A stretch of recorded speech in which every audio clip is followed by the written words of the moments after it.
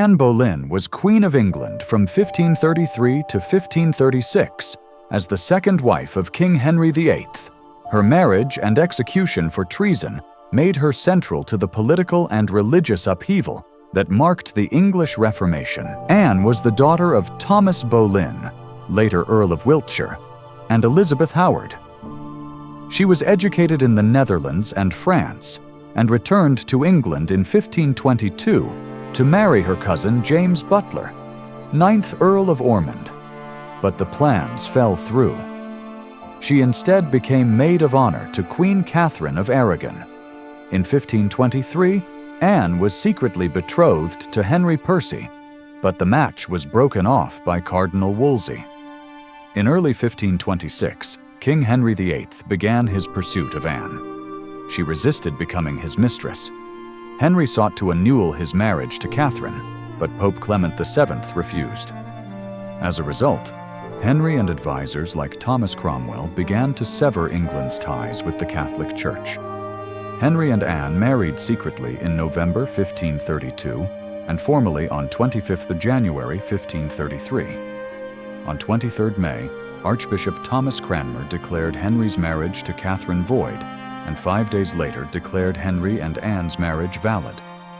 Anne was crowned queen on the 1st of June 1533 and gave birth to Elizabeth on the 7th of September. Henry, though disappointed, hoped for a son. Anne suffered 3 subsequent miscarriages, and by 1536, Henry was courting Jane Seymour. Anne was arrested for high treason on the 2nd of May, 1536.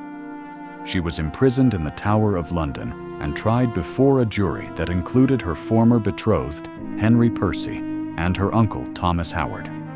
Convicted on 15th May, she was executed 4 days later.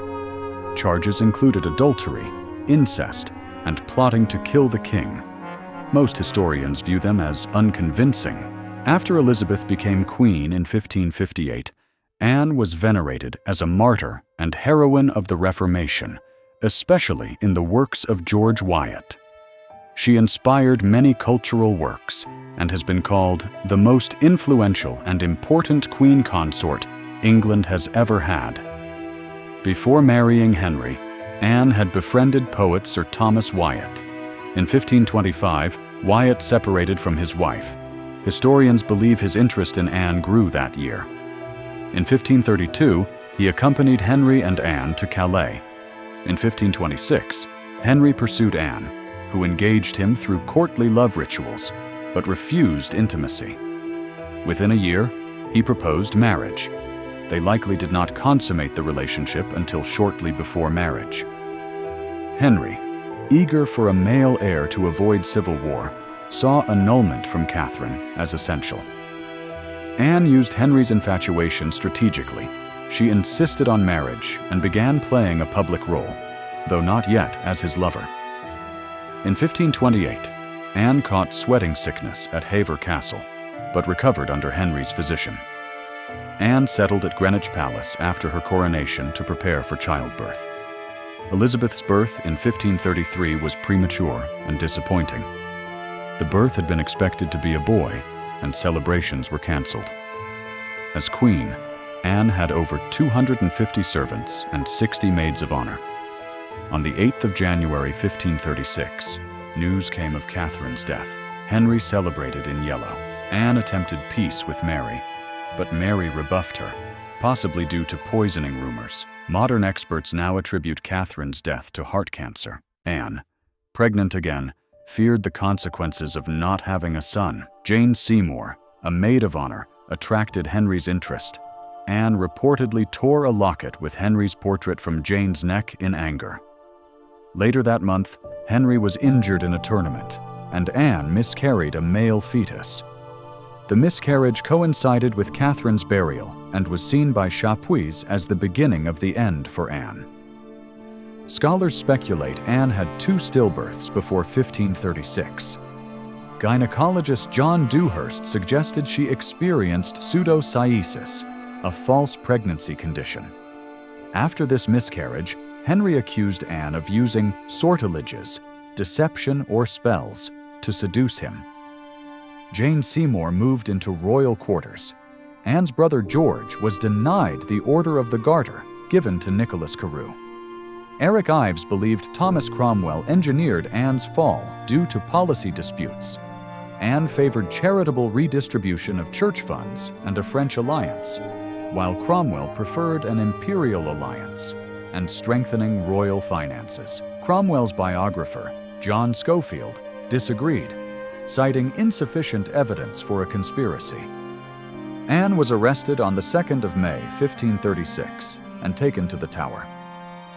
She became hysterical, asking about her father and brother. The charge, treason, for plotting the king's death with her lovers. On the 6th of May, Anne wrote to Henry, "Your grace's displeasure and my imprisonment are things so strange unto me. I no sooner received this message by my enemy than I rightly conceived your meaning. But let not your grace ever imagine that your poor wife will ever be brought to acknowledge a fault, where not so much as a thought thereof preceded. Never prince had wife more loyal, neither let that unworthy stain ever cast so foul a blot. Let me have a lawful trial. Your grace may be freed, your affection already settled on that party. I desire of God that he will pardon your great sin therein. My last and only request is that it may not touch the innocent souls. From my doleful prison, this 6th of May, on the 12th of May, 4 men were tried at Westminster. Norris, Brereton, and Weston denied guilt. Smeaton pleaded guilty. On 15th May, Anne and George Boleyn were tried in the Tower. She was accused of adultery, incest, and plotting to marry Henry Norris. Henry Percy, a juror, collapsed upon her guilty verdict and died 8 months later. On 17th May, Cranmer annulled her marriage. George and the other men were executed that day. Anne was reportedly calm and ready for death. Henry commuted her sentence from burning to beheading and brought in a French swordsman.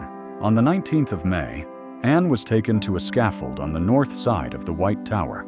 She wore a red petticoat, a gray gown trimmed in fur, and an ermine mantle. She said, "Good Christian people, I am come hither to die. I am come hither to accuse no man. I pray God save the king. A more merciful prince was there never. I desire you all to pray for me. O Lord, have mercy on me. To God I commend my soul." She implied her innocence, perhaps to protect Elizabeth. Her mantle removed, Anne tucked her hair into a coif, said farewell, and knelt upright. Her final prayer, "Jesu, receive my soul. O Lord God, have pity on my soul." The swordsman struck once. Witnesses included Cromwell, the Duke of Suffolk, Henry Fitzroy, and city officials. Cranmer, not present, wept upon hearing the news. He had doubted her guilt and prepared her for death. Anne was buried in an unmarked grave in the chapel of St. Peter ad Vincula at the Tower. Her remains were identified and reinterred in 1877. Some believe the bones may belong to Catherine Howard instead.